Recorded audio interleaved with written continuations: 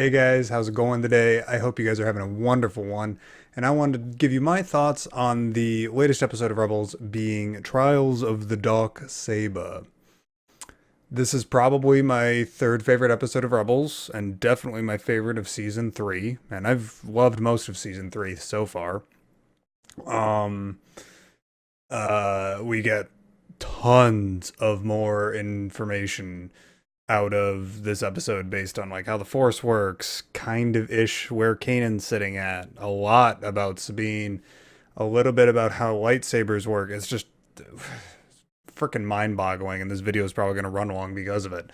But I'm okay with that. More content equals good. The first thing I want to talk about is the story that Fen Rao tells at the beginning about Tar Vizsla and the creation of the Darksaber and everything like that.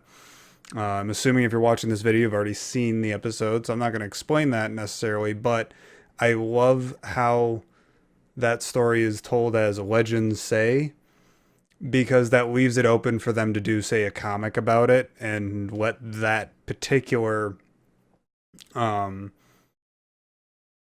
author and artist and the artists that work on it to tell that story in a slightly different way and to change little details about it. Because I see that tale right now the same way I see the Thrawn trilogy or the Bane trilogy or the whatever, or the X-Wing series. I see it as it's just a tale that someone's telling. This happened, 800 years ago, and someone's telling about this legend from way back when. And I really appreciated that. It kind of keeps going along the same path that Lucasfilm is going with Legends. Um, let's see here. The next bit is definitely the meeting where Hera and Kanan kind of pressure Sabine into taking up this Darksaber in order to unite the Mandalorians and raise an army for the impending attack on Lothal. Um, they did the voice acting was pretty good in this episode. I'm I'm a huge fan of Vanessa Marshall. I think that, good lord, I can't remember her name right now. Tia is her first name. I know that much. I can't remember her last name. The voice actress that does Sabine, she did a really good job, especially during that little interchange where Hera was talking about kind of betrayed Sabine, at least in Sabine's eyes, by asking her to take up something that she doesn't want to do. Um, I guess next bit is Ezra's annoying. Probably the only downside to this episode was how obnoxious Ezra was throughout most of it. He only had two good moments, one being when he's like, yeah, well, you know what, at least you got parents. And two, when at the very end, which we'll get to near the end of this video. I really like the van braces that Fen Rao gave to Sabine. I believe we saw some stuff like that in the Clone Wars series with the whole Death. God, I can't remember their name. Death Watch. Death Watches, the Death Watch arcs and the Darth Maul arcs and stuff like that. Um, Kanan kind of overreacted a lot about it, although in his defense, Sabine overreacted too. You don't lasso a Jedi, or at least a kind of Jedi, a Force user as powerful as Kanan, without getting him a little upset about it. I think that she shouldn't have lassoed him, but really putting your lightsaber like yay far away from her neck and like yelling at her about the Mandalorian War. Is that the Mandalorian War from the Clone Wars? Or is that the Mandalorian War that was talked about in Legends with the KOTOR series? I'm confused, and I really want to know what that meant. And I haven't gotten around to going and checking out like Pablo's tweets or anything like that about it, but I am hoping that it's something Legends-ish related. A lot of the information that we got throughout this about the whole balance of the Force and how you need to, even a non-Force sensitive, because I've always had that sense that Force sensitivity, everyone is kind of Force sensitive. It's just kind of how Force sensitive you are.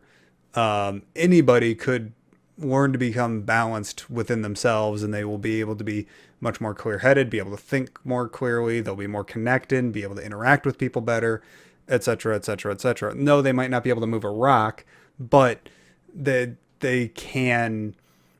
You can still benefit from being at one with the Force, even if you don't have mind wizard powers, space wizard powers, which makes me really happy. I did a little bit of studying and I couldn't figure out what was the focusing crystal. If it's a crystal at all, probably is a crystal. It's inside the Darksaber. I tried to look it up and see whether or not it was like a kyber crystal or what kind of thing is focusing that blade to make it be, more like a traditional blade with, a flatter side.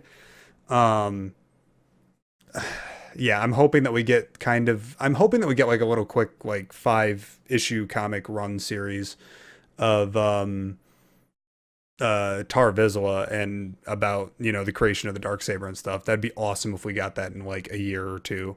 I'd be super excited about that. Let's see here. I guess I'd like to close on how much we learned about Sabine. It was just such a huge like dump of information that okay, so she left her family. She has a mother, a father, and a brother that are in theory still alive, and she didn't leave her family, or excuse me, yeah, she didn't leave her family. Her family left her. They sort of kicked her out after she spoke out about the Empire using weapons that she created. Okay. I appreciate some answers coming from that. Hopefully, we'll get that in the next episode.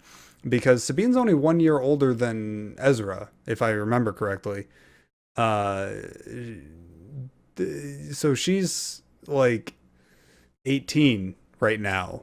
So how is she a weapons expert? An expert at using weapons, an expert at fighting, and at piloting, and she also was a weapon designer? What? I'm confused. I'm wondering if that might be something related to like the Futures program, that's mentioned in Catalyst, where it's just very gifted individuals are kind of thrown through the ringer and basically just, okay, well, you are gifted at everything, so here, go do your stuff.